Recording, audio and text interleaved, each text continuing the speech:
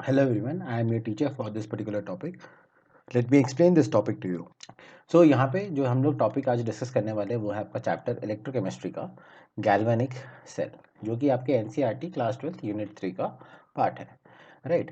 And इसमें जो है इस पर्टिकुलर वीडियो में हम मेजर फोकस डालेंगे कि मेजरमेंट ऑफ इलेक्ट्रोड पोटेंशियल। तो इलेक्ट्रोड पोटेंशियल को हम मेजर कैसे करते हैं।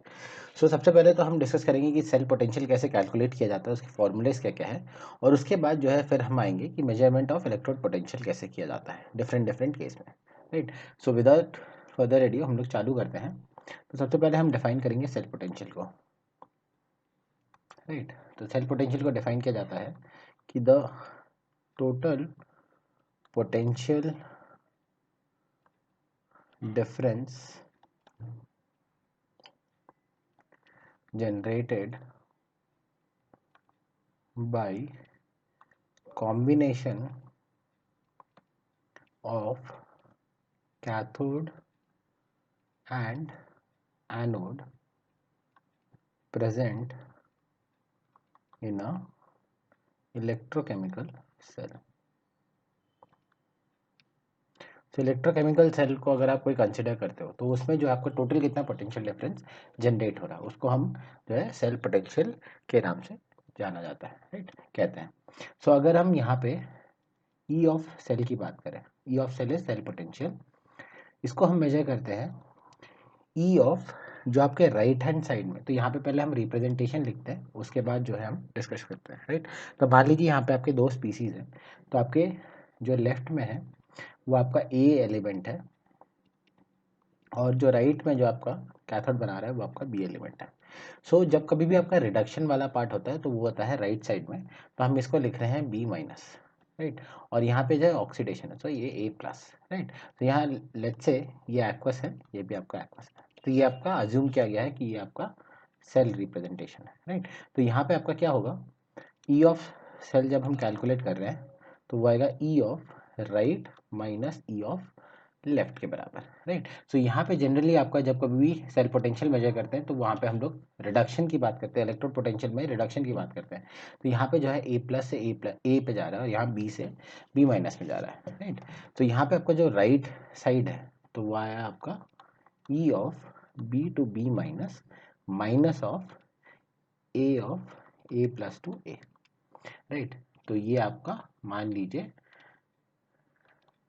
आपका ई आपका निकल आया इस पर्टिकुलर सेल के रिलेटेड। इसके अलावा एक और तरीका है मेजर करने के लिए, जिसको हम कहते हैं, जिसको हम कैलकुलेट करेंगे। ई of reduction minus E of oxidation. तो यहाँ दोनों केस में जो है हम लोग यहाँ पे रिडक्शन पोटेंशियल मेजर कर रहे हैं, इसी कारणवश हम लोग यहाँ पे जो है माइनस लिख रहे हैं। तो आपको ये चीज़ बड़ा ध्यान देना है कि यहाँ पे ए प्लस से ए दिया हुआ है या ए टू ए प्लस दिया हुआ है, तो उस हिसाब से जो है आपका यहाँ पे साइन जो है ये सारे चेंज होने लगेंगे। यहाँ पे अजम्पशन ये लिया गया है कि सारे इलेक्ट्रोड पोटेंशियल जो है स्टैंडर्ड रिडक्शन पोटेंशियल है, राइट। अब हम बात करते हैं मेजरमेंट की।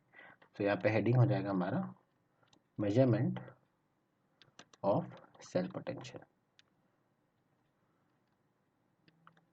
तो इसमें सबसे पहली चीज़ जो आपको समझनी है कि we can only measure the difference in potential and not the absolute value।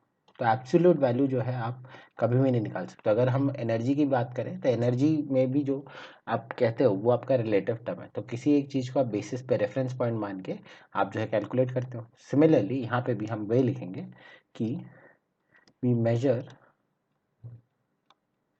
Cell sorry electrode potential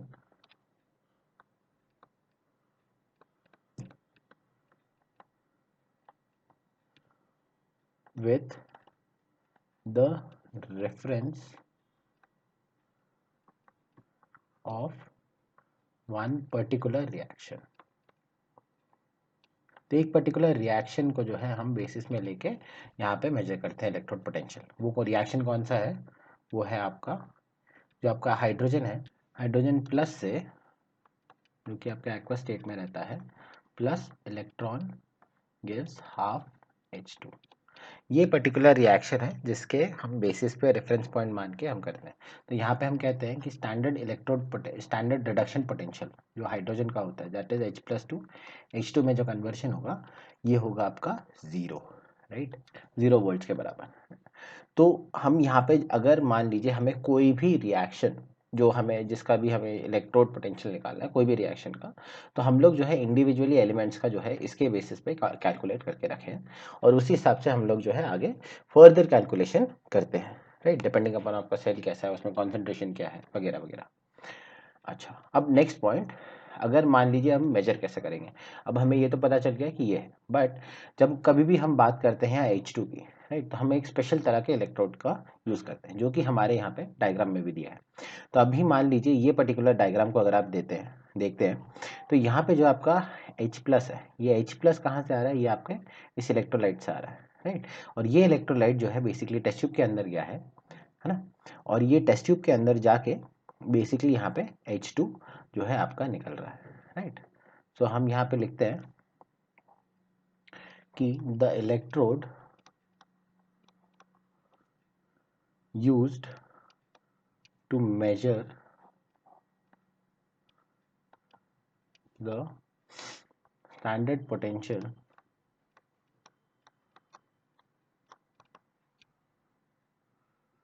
is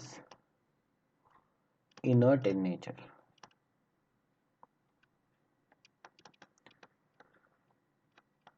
as it doesn't participate in either oxidation और रिडक्शन। तो ना ही ऑक्सीडेशन में वो पार्टिसिपेट करेगा ना ही रिडक्शन में पार्टिसिपेट करेगा, है ना। And this electrode is made up of platinum. तो ये जो है आपका प्लैटिनम इलेक्ट्रोड से बनाया जाता है, राइट। ये क्यों बनाया जाएगा, अगेन क्योंकि वो ना ही रिडक्शन में पार्टिसिपेट करेगा ना ही ऑक्सीडेशन में, इनर्ट रहेगा, राइट, क्योंकि वो आपका बहुत ही नोबल एलिमेंट्स में से है, राइट। उनकी ना ही टेंडेंसी होती है आपके पॉजिटिव स्टेट में जाने की ना ही पॉजिटिव से स्टेट में आने की, तो ये आपका न्यूट्रल रहेगा, राइट। तो उसको जो है प्लैटिनम इलेक्ट्रोड हमेशा यूज़ किया जाता है ऐसे केस में। तो ये आपका जो है बेसिकली प्लैटिनम इलेक्ट्रोड है। तो जब कभी भी मान लीजिए कोई आपका नॉन मेटल है जो आपका गैस फॉर्म रिलीज कर रहा है, राइट, और जो आपका सॉलिड स्टेट में नहीं हो सकता रूम टेम्परेचर में, वहाँ पे जो हम लोग प्लैटिनम इलेक्ट्रोड का यूज़ करते हैं, ठीक है। सो अब जो है हम बात करते हैं अब मेजरमेंट की। तो मान लीजिए कंसिडर सेल। तो अगर मान लीजिए आप अगर यहाँ पे सेल कंसिडर करते हैं जो कि है आपका, सो यहाँ पे एक्चुअली आपका H2 होगा। सो इसका रिप्रेजेंटेशन आएगा PT जो आपका सॉलिड फॉर्म में होगा। यहाँ पे आपका जो H2 है वो आपके गैस फॉर्म में और इसका 1 atm प्रेशर है। ये कन्वर्ट हो रहा है आपका H+ जो कि आपके एक्वस मीडियम में और इसका मोलारिटी भी 1 मोलार है, राइट। एंड दूसरे पार्ट में इसका जो है मान लीजिए कोई आपने एलिमेंट लिया है A जो कि आपके A+ में कन्वर्ट हो रहा है और यहाँ पे ये एक्वस स्टेट में है और इसका भी कॉन्सेंट्रेशन 1m है, राइट। सॉरी यहाँ हमने जो है थोड़ा सा उल्टा लिख दिया है। आपका ये A+ है जो आपका A में कन्वर्ट हो रहा है ना, और यहाँ A+ जो आपने लिया है वो आपका एक्वस स्टेट है और 1 मोलार सोल्यूशन है। तो अभी अगर इस पर्टिकुलर सेल को अगर कंसिडर किया जाए तो यहाँ पे E ऑफ सेल जब हम लिखेंगे और यहाँ पे स्टैंडर्ड कंडीशन है तो E0 आया, तो E0 ऑफ R, तो यहाँ पे ये रिड्यूस हो रहा है minus E0 of L, right. तो ये E0 ऑफ R क्या हुआ आपका A+2A माइनस यहाँ पे E0 आएगा आपका H2 अब सिंस ये जो आपने रेफरेंस मान रखा है, राइट, तो ये क्या हो जाएगा आपका 0 रेफरेंस, है ना।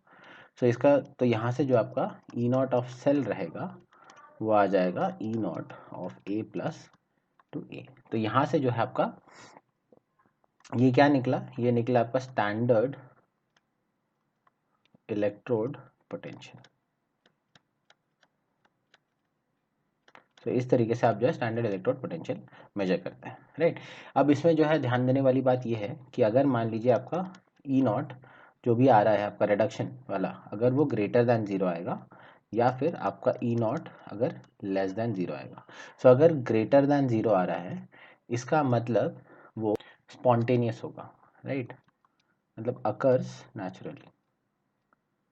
इसका मतलब वो पर्टिकुलर जो भी एलिमेंट रहेगा वो नेचुरली चाहेगा कि खुद रिड्यूस हो जाए।